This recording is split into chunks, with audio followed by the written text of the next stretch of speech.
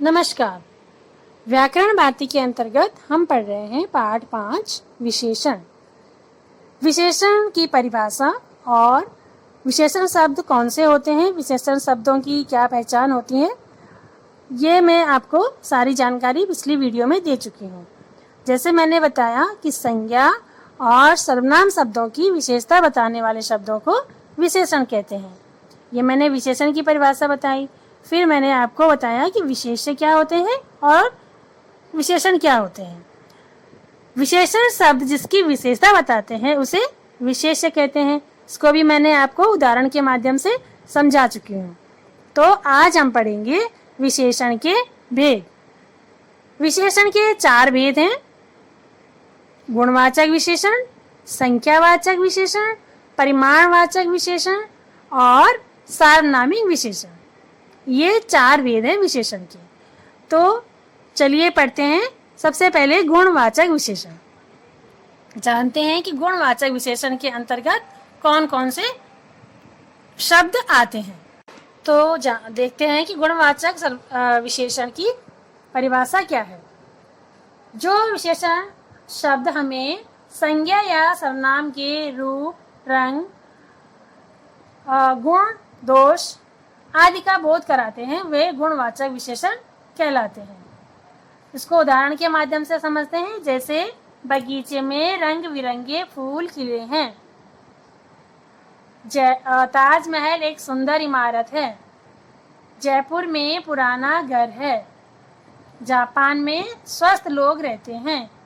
मैं ताजा सब्जियां लाया हूँ।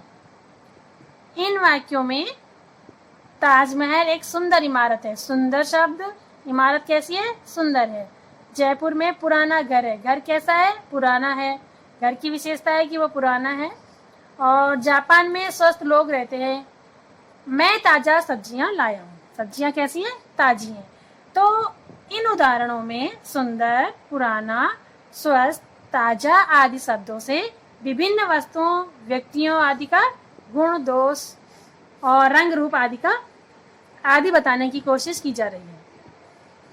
तो जैसे कि हमने जाना कि संज्ञा या सर्वनाम शब्दों की जो विशेषता बताने वाले शब्द होते हैं, किस प्रकार की विशेषता? रंग, रूप, गुण, दोष, स्वाद, आकार और अवस्था का बोध कराने वाले जो शब्द होते हैं वे गुणवाचक विशेषण कहलाते हैं। दूसरा है संख्यावाचक विशेषण। संख्यावाचक विशेषण की परिभाषा है ऐसे शब्द जो संज्ञा या सर्वनाम की संख्या के बारे में बोध कराते हैं वे संख्यावाचक विशेषण कहलाते हैं। इसको एक बार और पढ़ते हैं परिभाषा। जो शब्द संज्ञा या सर्वनाम की संख्या का बोध कराते हैं उन्हें संख्यावाचक विशेषण कहते हैं। संख्या जानते हैं ना, संख्या क्या होती है? चलो उदाहरण के माध्यम से समझते हैं। इंद्रधनुष में 7 रंग होते हैं। समीना 5वीं कक्षा में पढ़ती है। विकास 4 बार खाना खाता है। मीना 4 केले खाती है। दुनिया में 7 अजूबे हैं। हमारे विद्यालय में 200 विद्यार्थी पढ़ते हैं। तो बच्चों, जैसा कि आप ऊपर दिए गए उदाहरणों से देख सकते हैं कि 4, 7, 200 आदि शब्द हमें बता रहे हैं कि विकास कितनी बार खाना खाता है, मीना कितने केले खाती है और दुनिया में कितने अजूबे हैं। यहाँ पे संख्या का बोध हो रहा है। इन उदाहरणों के माध्यम से संख्या का बोध हो रहा है कि विकास 4 बार खाना खाता है। 4 संख्या आ गई इसमें। मीना 4 केले खाती है, यहाँ पर भी 4 संख्या आई है। दुनिया में 7 अजूबे हैं, यहाँ पर 7 संख्या आई है। तो जिन भी वाक्यों में संख्या का बोध होगा वो संख्यावाचक विशेषण कहलाएंगे। संख्यावाचक विशेषण के भी 2 भेद हैं, वो आप अपनी अगली कक्षाओं में पढ़ेंगे। एक है निश्चित संख्यावाचक विशेषण और दूसरा है अनिश्चित संख्यावाचक विशेषण। निश्चित संख्यावाचक विशेषण वो होते हैं जिसमें कि संख्या निश्चित की हुई होती है। जैसे मेरे पास 5 पेंसिलें हैं। अगर यहाँ पर वाक्य होगा कि मेरे पास 5 पेंसिलें हैं, तो पेंसिलें कितनी है? 5। हमें पता है कि हमारे पास 5 पेंसिल है। और इसी वाक्य को हमने अगर दूसरी तरह से बोला कि मेरे पास कुछ पेंसिलें हैं, कुछ मतलब हमें पता नहीं है, हमारी संख्या निश्चित नहीं है, तो ये अनिश्चितवाचक हो जाएगा कुछ वाला। और अगर 5 पेंसिल या 4 पेंसिल जहाँ संख्या लिखी होगी वो निश्चित संख्यावाचक विशेषण कहलाएगा। तीसरा है परिमाणवाचक विशेषण।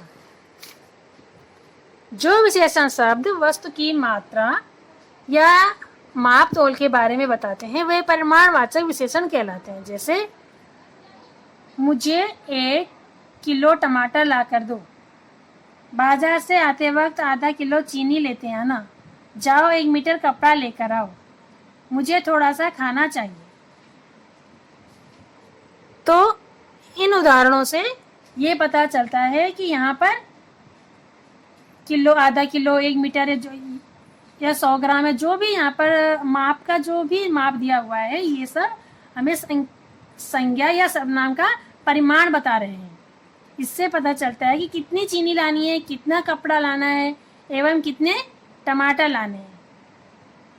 अगर वाक्य में ये शब्द इस्तेमाल नहीं हुए होते तो हमें पता भी नहीं चलता कि कितना सामान लाना है। यह शब्द संज्ञा या सर्वनाम की परिमाण बता रहे हैं, अतः यह परिमाणवाचक विशेषण के अंतर्गत आएंगे। परिमाणवाचक विशेषण के भी बच्चों 2 भेद हैं, एक है निश्चित परिमाणवाचक विशेषण और दूसरा अनिश्चित परिमाणवाचक विशेषण।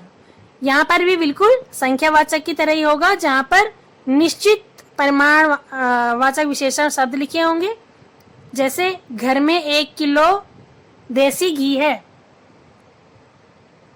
घर में 1 किलो देसी घी है, ये तो हो गया निश्चित परिमाणवाचक, क्योंकि यहाँ पे पता चल रहा है कि कितना निश्चित दिया हुआ है कि 1 किलो की कितना घी है। अगर हम इसी वाक्य को इस प्रकार से पढ़ेंगे कि घर में कुछ किलो घी है या घर में कुछ किलो देसी घी है, तो यहाँ पर हमें पता नहीं चल पा रहा है कि घी कितना है, यानी अनिश्चित है, तो ये अनिश्चित परिमाणवाचक विशेषण कहलाएगा। चौथा है बच्चों सार्वनामिक विशेषण।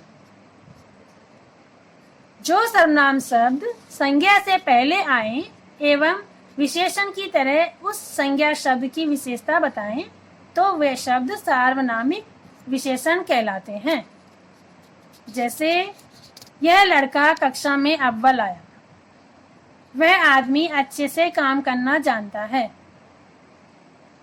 यह लड़की वही है जो मर गई थी, कौन है जो सबसे उत्तम है। संज्ञा से पहले जो विशेषण शब्द आए हैं, जैसे यह लड़का कक्षा में अव्वल आया, यहाँ पर जो दिए गए उदाहरणों में जैसा कि आप देख सकते हैं, यहाँ पर वह, कौन आदि शब्द संज्ञा शब्द से पहले लग रहे हैं एवं विशेषण की तरह उन संज्ञा शब्दों की विशेषता बता रहे हैं। अगर ये शब्द संज्ञा से पहले न लगते तो हमें पता नहीं चलता कि किसके बारे में चर्चा हो रही है। अब इन शब्दों का इस्तेमाल हुआ है तो यह किसी विशेष व्यक्ति या वस्तु की ओर संकेत कर रहे हैं, अतः यह सार्वनामिक विशेषण के अंतर्गत आएंगे। जैसे ये फूल रंग बिरंगे हैं, तो फूल जो है, फूल शब्द तो संज्ञा शब्द है, तो संज्ञा से पहले ये शब्द आया है, तो ये जो है सार्वनामिक विशेषण है। बच्चों संज्ञा विशेषण और सर्वनाम लगभग एक जैसे लगते हैं, लेकिन इनमें थोड़ा सा अंतर होता है।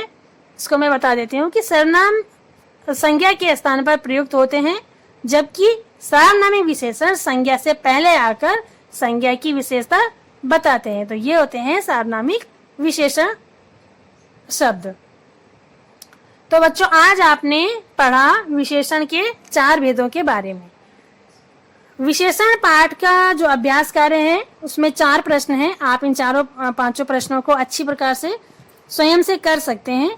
आप अपनी बुक की सहायता से ये एक्सरसाइज अपनी फिल कर सकते हैं। यदि आपको कोई दिक्कत आएगी, कोई परेशानी होगी तो आप मुझे कॉल करके पूछ सकते हैं। तो आज का पाठ विशेषण समाप्त हुआ। दूसरे वीडियो में एक नए पाठ के साथ फिर आपके सम्मुख प्रस्तुत होंगी। तब तक के लिए धन्यवाद।